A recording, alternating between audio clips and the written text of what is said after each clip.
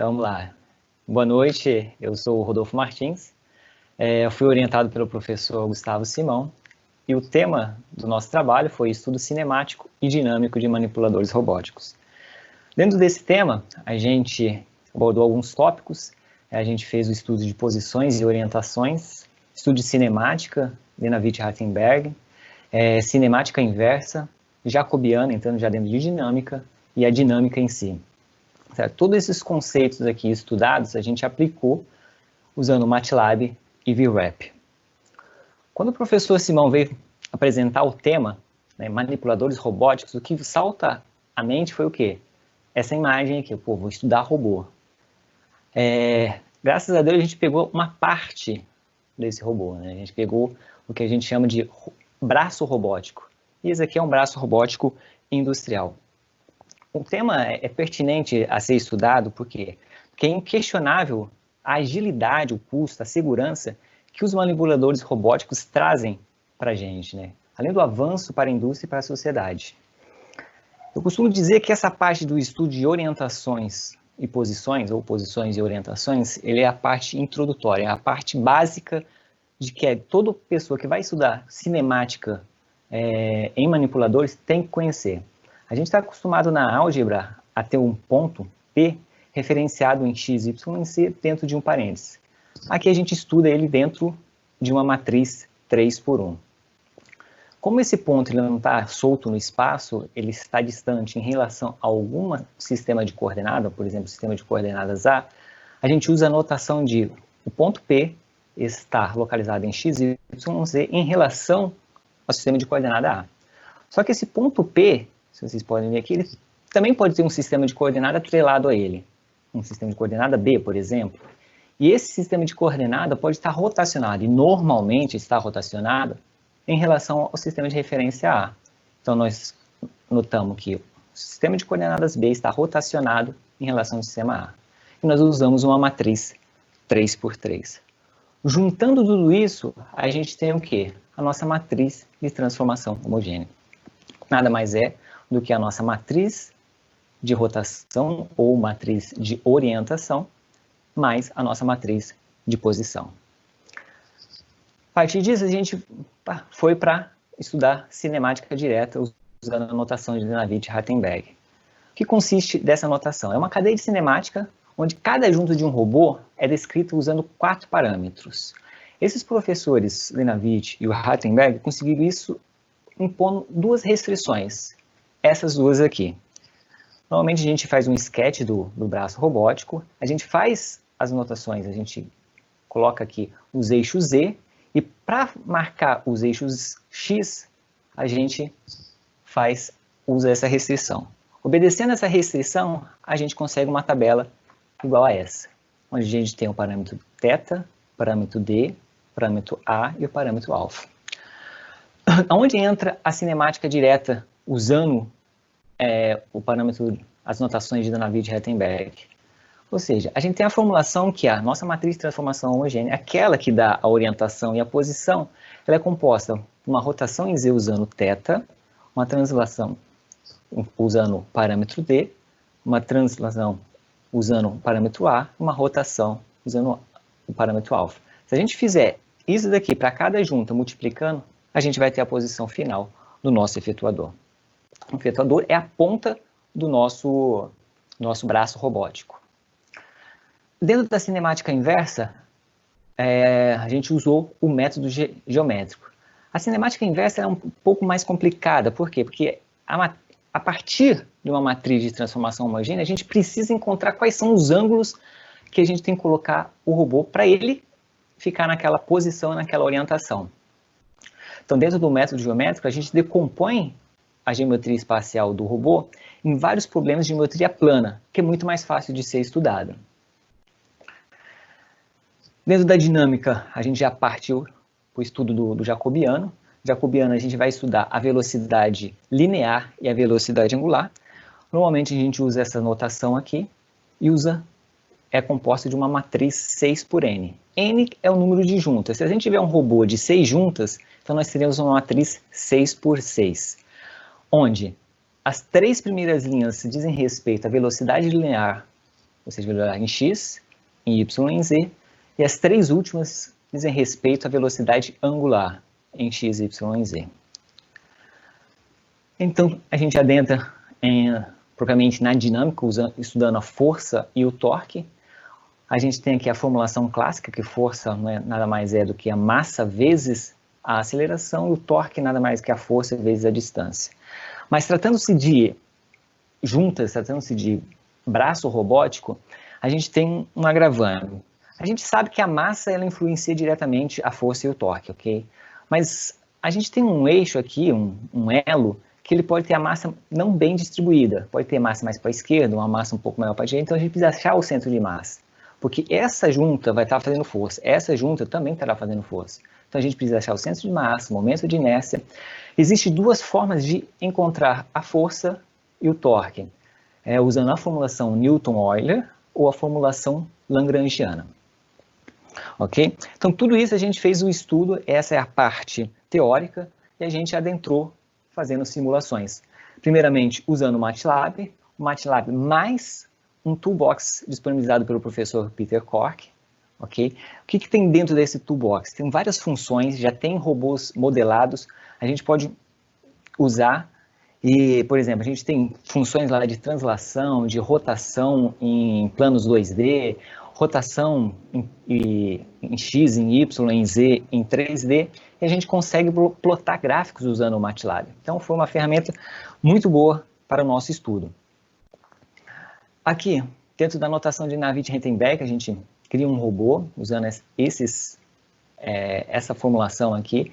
Aqui a gente está dizendo, ó, cria um robô com uma junta de revolução, que é a nossa junta de rotação, com uma outra junta de rotação, e ao clicar Enter, a gente pressionar Enter, ele nos dá essa tabela aqui. Essa tabela nada mais é do que a tabela de Navier-Ritenberg. Aqui a gente tem o parâmetro θ, o d, o a, o alfa. O offset é um parâmetro que a gente usa para dizer que a junta ela já se encontra rotacionada em algum ângulo, beleza? Lembre-se que o toolbox que o professor Peter Cork disponibilizou já tem vários modelos prontos. Então, esse aqui é um Puma que a gente já pode usar. A gente digita esse código aqui lá no MATLAB, ele já carrega no nosso workspace vários parâmetros, e o objeto que ele carrega para nós é esse P560, que nada mais é que o objeto desse braço robótico. Ao pressionar isso aqui, digitar, a gente tem essa resposta aqui no console lá do MATLAB. Aqui a gente tem umas informações, por exemplo, 6 eixos, dizendo que esse robô ele tem 6 eixos. 6 eixos são rotacionais, e aqui é a nossa tabela de Navier-Ritenberg. Estudando já diretamente a cinemática direta, a gente pode usar a função fkine, de Forward Kinematic, que é de cinemática direta. Isso aqui vai nos dar a tabela de transformação homogênea. Então a gente está dizendo aqui, ó, eu quero a matriz de transformação homogênea desse robô nessa angulação, 0, π sobre 2, menos π sobre 2, 0, 0, 0. Ao fazer isso, a gente tem como resultado essa matriz de transformação homogênea. Se a gente mudar aqui, por exemplo, para mais π, veja que a nossa matriz de transformação homogênea já mudou. Ela tem uma orientação e ela tem outra posição. Trabalhando com cinemática inversa, a gente precisa de uma matriz de transformação homogênea, porque a gente vai ter que achar a angulação que cada junta vai obter mediante aquela orientação e aquela posição. Então a gente carrega aqui uma matriz de transformação homogênea, passando uma angulação qualquer aqui, e a gente tem essa matriz. Para conseguir a cinemática inversa, a gente usa essa função ikine, que é Inverse Kinematic. Então, me dê a cinemática inversa desse robô usando essa matriz de transformação homogênea. E a gente consegue esse resultado. Se observarem aqui, a gente tem 0, aqui 2 ponto alguma coisa. Aqui a gente usou π, que seria 3,14, aqui tem o 0 alguma coisa. Então, para tirar a prova real, me dê novamente a matriz de transformação homogênea dessa angulação aqui. Por incrível que pareça, é a mesma angulação. Isso se dá, senhores, porque na cinemática inversa, a gente pode ter nenhum resultado, um resultado ou mais de um resultado. E nesse caso aqui, a gente tem mais de um resultado. A título de curiosidade, essa é o robô plotado usando a primeira angulação, e esse é o robô plotado usando a segunda angulação. Dentro do MATLAB, a gente também conseguiu estudar o jacobiano. Então, a gente usa a função Jacob. Então, me deu o jacobiano do Puma 560 usando essa angulação. Aí ele imprime para nós essa matriz 6x6. Aqui a gente tem a nossa velocidade linear e as 3 últimas linhas, velocidade angular. Se a gente plotar, pedir o jacobiano em outra angulação, observe que na junta 1 não houve alteração nenhuma, mas a partir da junta 2 há uma alteração. A gente pode estudar também a dinâmica usando o MATLAB, né, usando essa função de Newton-Euler, que é a nossa formulação Newton-Euler. Aqui a gente obtém o torque. Então, eu digitar isso, me deu o torque desse robô nessa angulação, que é a angulação que apresenta aqui, com essa velocidade, que é derivada da posição, nessa aceleração, derivada segunda dessa posição, a gente obtém esse resultado. Se a gente mudar a posição do efetuador, da angulação da junta, observe que o torque aqui é praticamente zero. Isso se dá por quê? Porque aqui ele precisa fazer uma força para vencer a força da aceleração, né? Dentro da dinâmica ainda no MATLAB, a gente consegue informações a respeito do link. Informações essas como massa, a posição do centro de massa e a matriz de inércia. Ok? Então, dentro do MATLAB, a gente conseguiu estudar o que a gente tinha proposto estudar de cinemática direta, cinemática indireta, jacobiano e dinâmica, a gente conseguiu estudar dentro do MATLAB. Usando o VRaptor nada mais é do que um software CAD. Ele é muito parrudo, muito poderoso e já traz os modelos prontos, que a gente consegue adicionar na cena, clicar no botão e já conseguir fazer simulações. A gente usou esses 2 manipuladores aqui.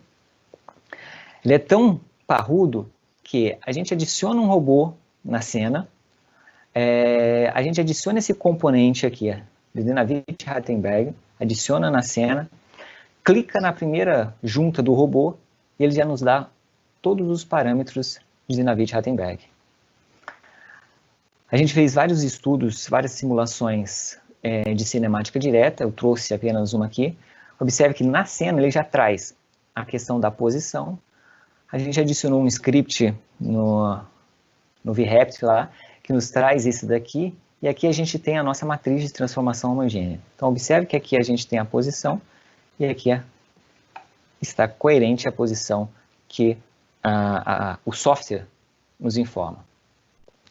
Estudando a cinemática inversa, ao iniciar a simulação desse IRB 140, ele nos dá esse painel, onde esses botões amarelos aqui, a gente altera o ângulo de cada junta. E nesse painel aqui, a gente manipula um chip, né?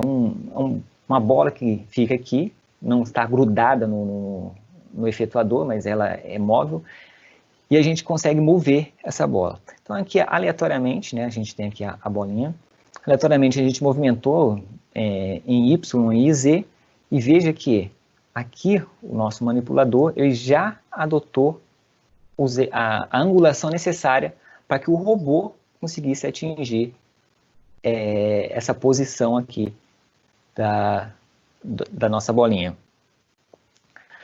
Estudando jacobiano com o VRaptor, a gente precisou codificar um pouco. Então a gente aqui pegou uma matriz. Dentro dessa matriz a gente fez um loop e mandou imprimir. Então nessa posição que o robô se encontra aqui no desenho, a gente consegue essa matriz 6x6, essa matriz jacobiana. Aqui a gente fez também mais um pouco de programação. A gente pediu algumas informações de massa e inércia e posição de centro de massa do link ou do elo 3. Então a gente conseguiu essas informações aqui. A gente criou algumas fórmulas para conseguir a força. Aqui a gente tem um for, que eu suprimi a questão de espaço para suprimir, para conseguir a força de cada junta. E isso a gente conseguiu imprimir no console essas informações aqui. Dentro do VRAP, você consegue também, dentro das propriedades de cada junta, informar qual que é o torque máximo, qual que é a velocidade linear máxima, certo? E para finalizar o estudo dentro do VRAP, a gente plotou alguns gráficos. Esse gráfico aqui é de velocidade linear de cada link, a gente em português chama elo, e também um gráfico de torque, o torque em cada junta.